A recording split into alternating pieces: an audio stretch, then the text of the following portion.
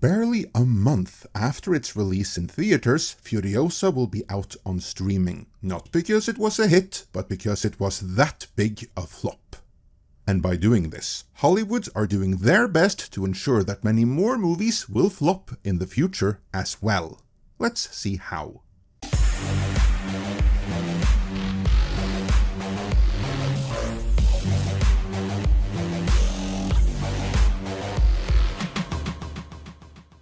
This video is sponsored by MyHeritage.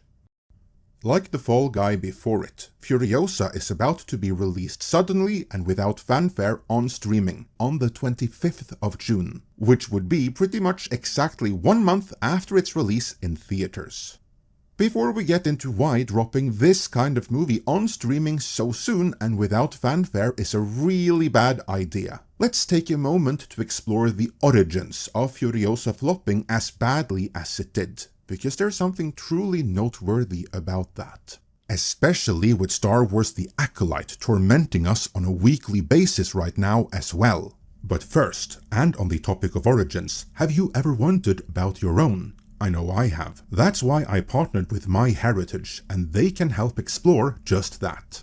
MyHeritage is the leading global service for family history research and DNA testing, and is the foremost family history service in Europe. So let's say you are in the Americas and wonder what unknown family you might have in Europe. This is the service for you. MyHeritage can help you discover your own origins, and it's fun and super easy to do. You sign up, fill in your own information, add your known family like parents and grandparents, and the more detailed information you have, the better. Soon enough, matches may start appearing with more detail and family connections. And here I have to shout out Instant Discoveries, where MyHeritage's trademarked smart technology finds individuals or photographs you don't have in your family tree already, but which you only have to review and confirm to add maybe whole new branches of up to 40 to 50 people to it in a few clicks, along with all facts, events, and photos. About that, you can also upload pictures to your family tree, and older pictures tend to be a bit rough. So luckily, MyHeritage has an AI feature that will enhance your photos, like this one of my great-grandfather, and even add animation or color if you so choose, giving you an idea of what your ancestors may have looked like in the flesh. Interesting to see how some of my great-grandfather's traits live on both in my father and myself. Makes you wonder how far back they go. MyHeritage is the place to find out, as it enables you to search through more than 19 billion historical documents to find even more information, which I did.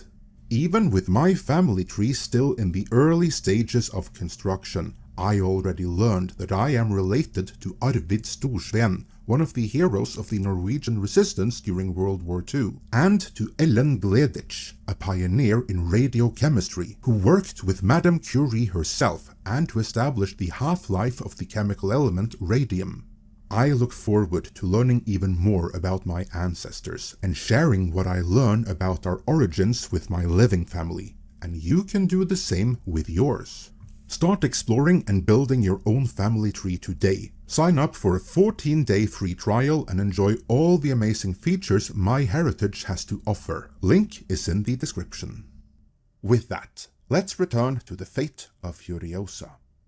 As we already covered in our earlier post-mortem on Furiosa's failure, which I won't repeat too much from here, it is important to stress that this isn't a case of the audience seeing the movie, not liking it, and then staying away in droves because of bad word of mouth.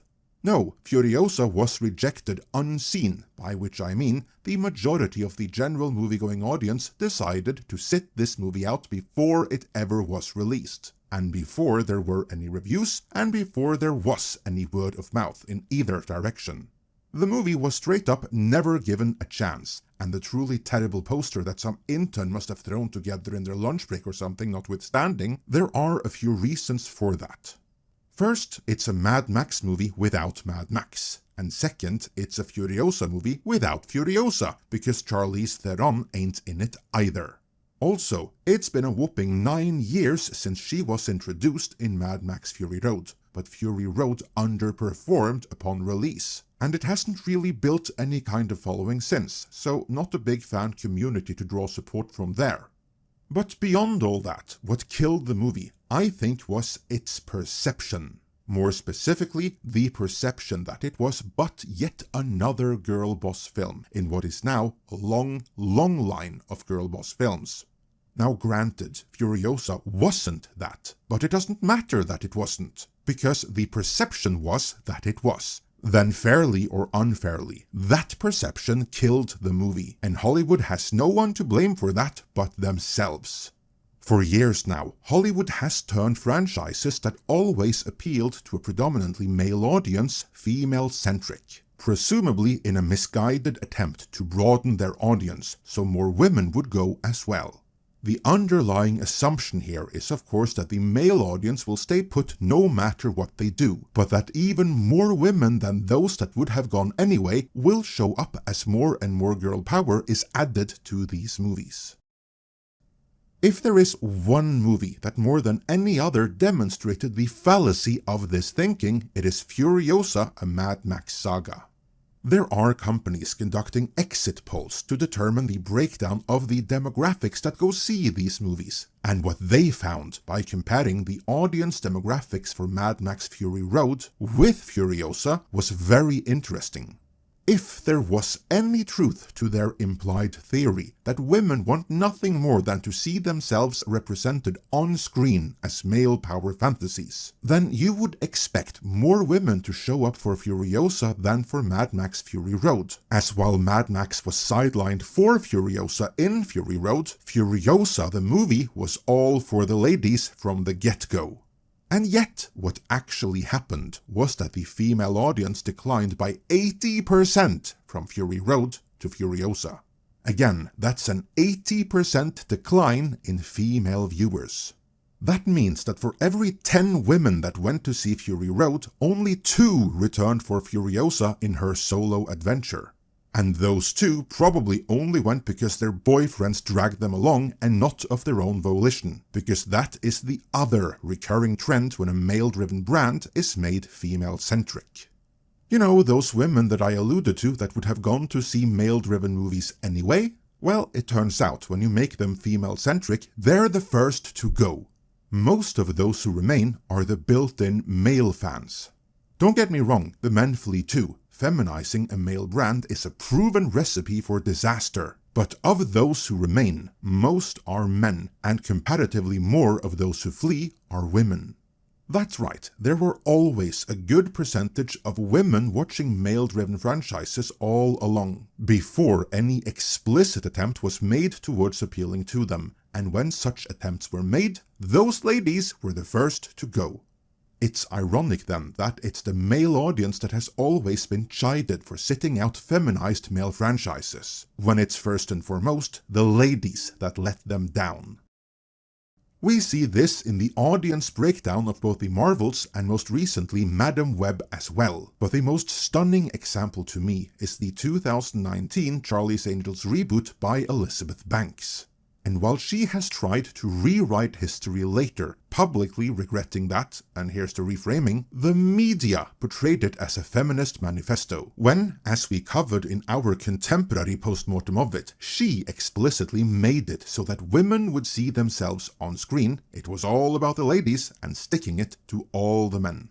The irony, though, is that in spite of that, or perhaps because of that, more women went to see another movie that opened right around the same time, and that would have been Rambo: Last Blood, the most testosterone-fueled movie of that year. That's right, more women bought tickets to see Rambo than went to see the female-centric Charlie's Angels. You would have thought Hollywood would have learned something from that, but nope. 5 years later, with both Mad Max, Marvel, Star Wars, Star Trek and Doctor Who all ruined in the name of expanding the appeal to audiences that never asked for it, we're still here. So, will Furiosa be the movie that teaches Hollywood that turning male-driven brands female-centric when no woman ever asked for it is bad for business?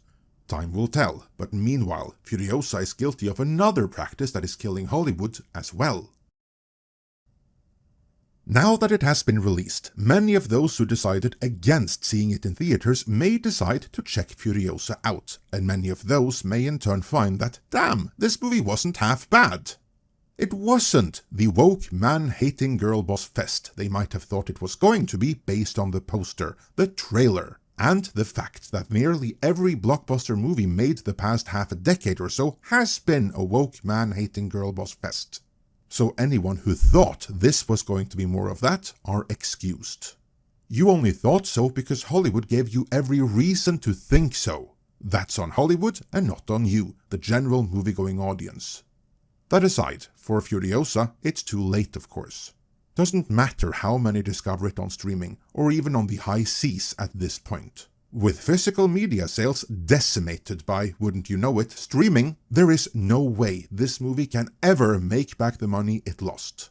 The plug has already been pulled on any future Mad Max movies, so the L has already been taken. But in dropping the movie on streaming this fast and without fanfare, so soon after the exact same thing was done to The Fall Guy, Hollywood are only furthering their own destruction, because they tell the audience, you don't need to go see any movies in theaters anymore. If you are even the least bit in doubt about whether or not you like the movie, just sit it out. If enough people like you do that, we'll drop it on streaming in a matter of weeks only. That is the message being sent here. Remember, Disney's excuse for why audiences have stopped going to their ideologically driven animated movies is that over the course of the lockdowns, audiences were trained, like good Pavlovian dogs, to see their movies on Disney Plus instead of in theaters. And I stress again that this is an excuse, even if they may have started believing it themselves by repeating it so often. For Hollywood at large though, when they keep pulling stunts like this, it actually will become true. This is letting audiences know that you don't have to see this, or indeed any other movie in theaters anymore, because it'll be out on streaming very, very soon. And if it should be released on a service that you don't have, then no worries, it'll be on the high seas too, in literally the exact quality and resolution as on streaming. Not that we condone going to the high seas, of course, but that is but the most recent example of Hollywood's continued self-destruction. Let me know your thoughts on this, and if you intend to check out Furiosa now in the comments.